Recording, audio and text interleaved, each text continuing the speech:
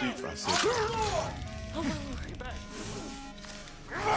My name is Terry. I'm a retired Special Forces soldier. That day, I was cycling with my headphones on. I didn't even notice the sirens behind me. The next second, I was hit and thrown into the air.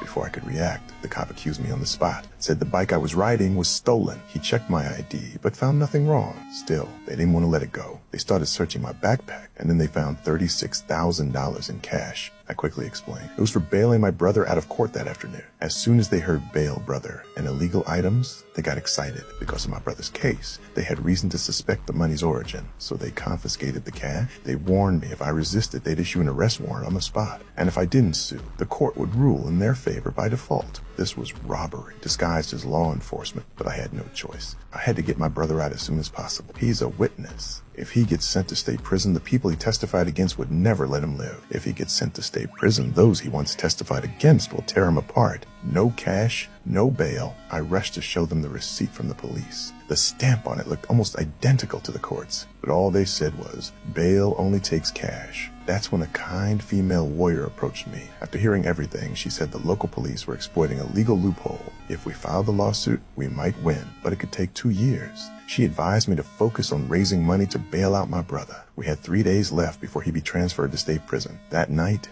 with nothing to my name, I could only spend the night by the river. And me, an ex-Special Forces soldier, couldn't even save my own brother. I couldn't accept that. At sunrise, I went to the police station and reported I had been robbed. Sure enough, the same cop from yesterday showed up. He smirked and said I was filing a false report. Then he warned me, that's a serious crime. The chief came over too. He said they'd been more than polite to someone like me, and if I dared show up again, they'd lock me up. I was desperate, so I lowered my voice and said, just give me back 10 grand for the bail. The rest you can keep. I even promised not to cause any more trouble. The chief laughed. His tone suddenly softened. He told me to come back Monday morning and I'd see my brother. I camped outside town for days, waiting for Monday. But when I got to the station on time, they told me he was already taken. I was 3 minutes too late. I chased after the transport van on my bike, yelling at him not to reveal his identity. I swore I'd get him out no matter what. I didn't know that would be the last time we ever spoke. I called up an old partner and borrowed the 10 grand, but the chief had already sent officers with a search warrant to shut down my restaurant. They even took my safe. Turns out, the reason he agreed that day was just to buy time to investigate me. Now they're using searching for contraband as an excuse to shut down my business. I don't understand. Why are they pushing me to the edge like this? I had no choice but to walk into the station alone and demand justice. Right then, the police system received an encrypted file, and on that file was my name.